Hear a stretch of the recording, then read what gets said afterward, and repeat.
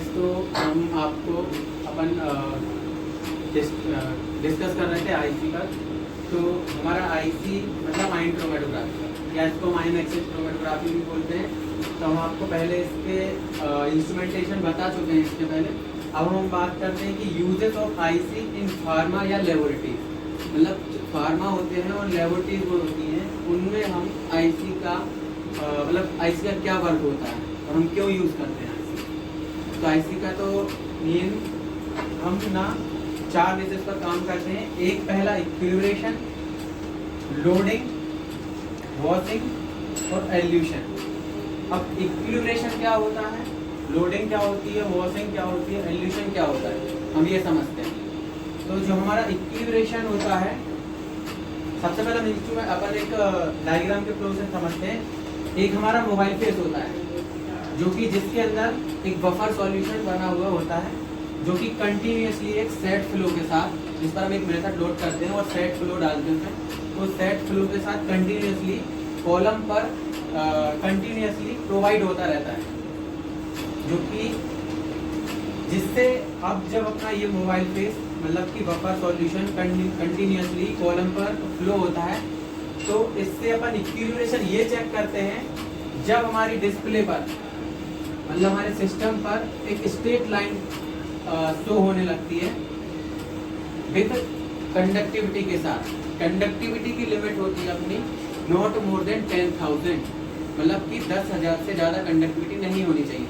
यदि इसके नीचे अपनी कंडक्टिविटी पर एक बेसलाइन स्ट्रेट बेसलाइन शो होती है, तो इससे हमें ये पता चलता है इक्विलिब्रेशन, मतलब कि अपना जो कॉलम है वो आयन पैक्ड है, कहीं से लीकेज नहीं है और प्रॉपरली सैचुरेट हो चुका है, प्रॉपरली सैचुरेट हो चुका है।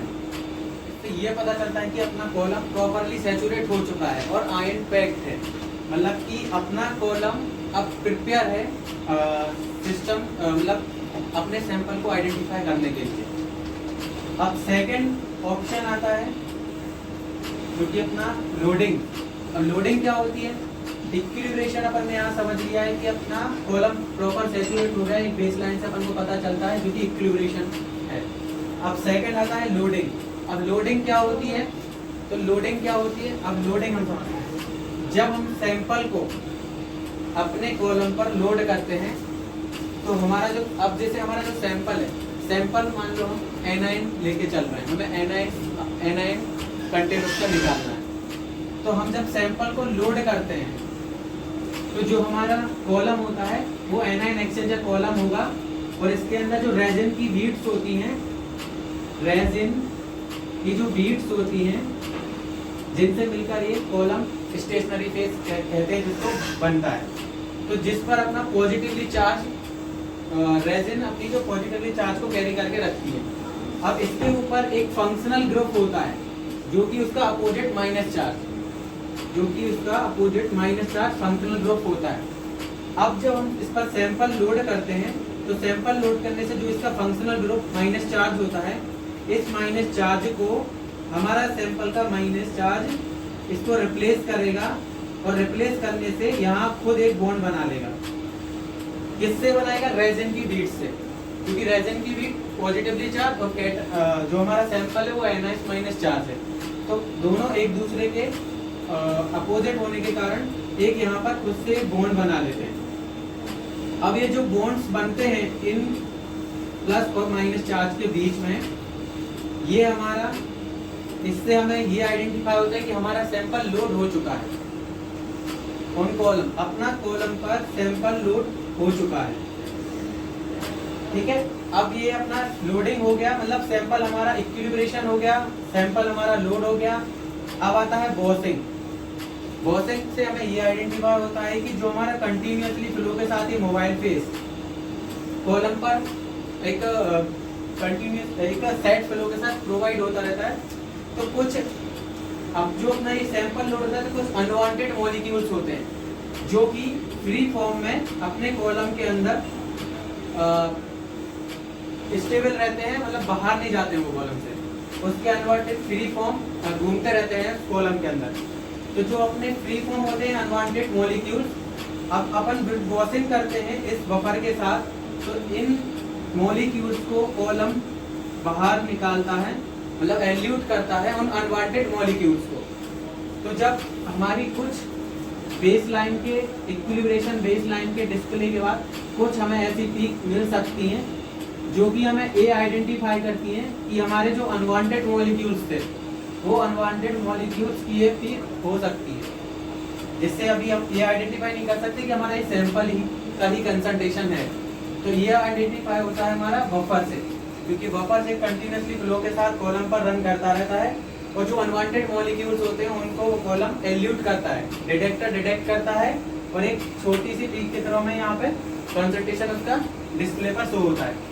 अब आता है हमारा एल्यूट। एल्यूशन क्या होता है? हमारा इक्विलिब्रेशन हो गया, हमारा सैंपल लोड हो गया, बॉसिंग हो गई। अब आता है हमारा एल्यूशन। एल्यूशन क्या होता है? अब जो यहाँ पे ये बॉन्ड कैरी करके रखे, जो बॉन्ड बनाए थे प्लस और माइनस चार्ज ने, मतलब सैंपल और रेजिन की बीट्स पॉजिटिवली चार्ज ने एनायंस के साथ एक बॉन्ड बना के रखा हुआ था जो, अब इन बॉन्ड को हमें एल्यूट करना है, कॉलम से बाहर निकालना है। तो एक कंटिन्यूसली फ्लो के साथ दो फेज चलती रहती है। एक टाइम ऐसा आता है कि अपने ये बॉन्ड्स ब्रेक होते हैं। अब जब बॉन्ड्स ब्रेक होंगे मतलब कि सैंपल है जो हमारा वो कॉलम से एल्यूट हो गया। अब जब कॉलम से एल्यूट होगा तो हमारा डिटेक्टर उस एल्यूट सॉल्यूशन को डिटेक्ट करेगा और डिटेक्ट करने के बाद एक हमें कुछ इस टाइप की पीक मिलती है जो कि हाई कंसंट्रेशन से पता चलता है कि ये हमारी एल्यूशन की पीक है। मतलब सैंपल का कंपोनेंट जो भी हमने एनायंस लिया था, तो हमारा एनायंस जो हमने कंटेंट लगाया था उसका कंसंट्रेशन हमें इस पीक के थ्रू शो होता है डिस्प्ले पर। तो ये हमारा क्या हो गया? एल्यूशन। ये 4 वर्क होते हैं, इक्विलिब्रेशन, लोडिंग, वॉशिंग और एल्यूशन। इन 4 बेस पर हमें अपने जो सैंपल है, सैंपल में ड्रग का कंसंट्रेशन पता चलता है जो कि अननोन होता है, हम उसको पता करते हैं इस पीक के थ्रू।